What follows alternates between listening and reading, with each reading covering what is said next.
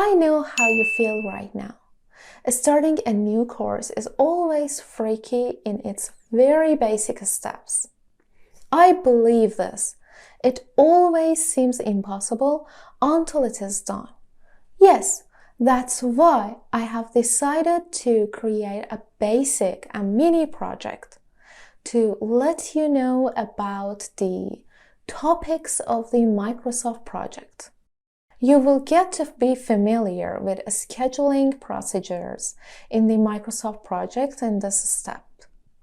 If you have basic information about it previously, you can skip ahead to senior level. However, I recommend you to cultivate your skills, even if you are already familiar with the software.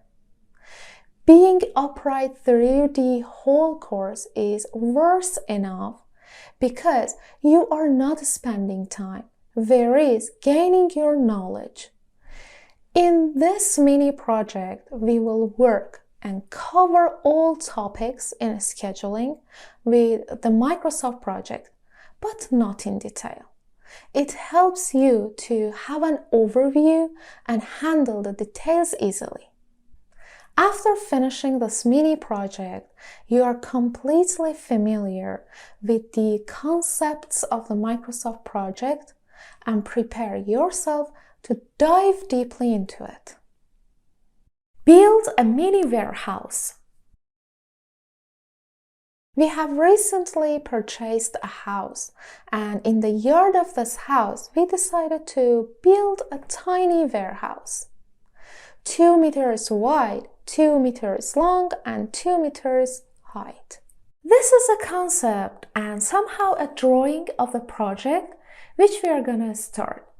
Actually, drawings give us a broad view of the project. Plan a project in the Microsoft project. Mrs. Sam needs to prepare a list of what she needs to create this warehouse. After searching and brainstorming, finally she gets this list. Actually, in planning, we call these topics of this list WBSs and activities, or even tasks.